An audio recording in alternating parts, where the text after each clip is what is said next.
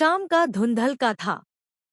आसमान में सूरज की आखिरी किरणें डूब चुकी थी और हवा में हल्की सी जली प्लास्टिक की गंध तैर रही थी।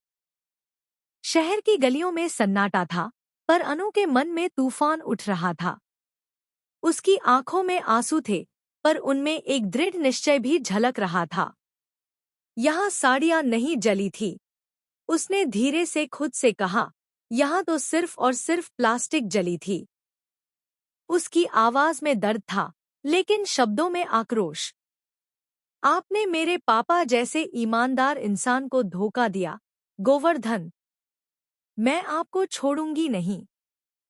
मैं हर सबूत इकट्ठा करूंगी, हर झूठ को उजागर करूंगी। फिर आपको आपके कर्मों का हिसाब जरूर मिलेगा। उसके होंठ कांप रहे थे, पर नजरें ठोस थी। उसी वक्त उसे ऐसा लगा जैसे कोई पास खड़ा है।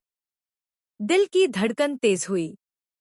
उसने धीमे से फुसफुसाया, क्यों लग रहा है जैसे आर्य सर आसपास है। हवा हल्के से हिली और एक जानी पहचानी आवाज आई, अनु, बस एक बार पलट कर देख लो। अनु का दिल धक से रह गया। उसने धीरे से सिर घुमाया और वहां दूर सड़क के किनारे आर्यवर्धन खड़ा था। उसकी आंखों में वही आत्मविश्वास, वही सुकून, वही छुपा हुआ अपनापन। पर समय नहीं था भावनाओं के लिए। सामने थी चाल, साजिश और न्याय की लड़ाई। अगले दिन सुबह अनु अपने पापा गोपाल शर्मा और पुष्पा आंटी के साथ दुकान की अस्थियां लेकर जा रही थी। वे राख जिन्हें सब दुकान की अंतिम निशानी कह रहे थे।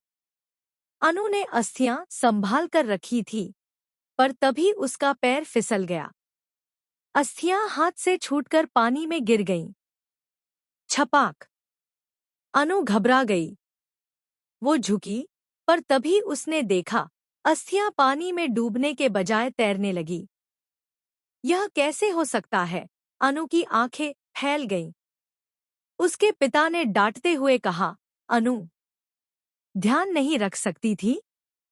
ये क्या कर रही हो? पर अनु की नजर पानी पर थी।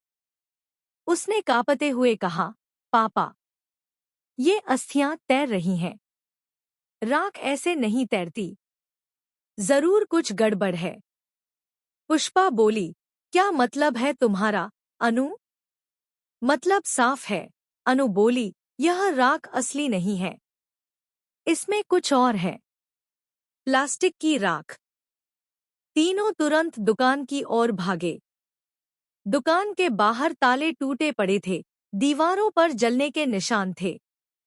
अनु ने धीरे से जमीन पर झुककर कुछ राख उठाई।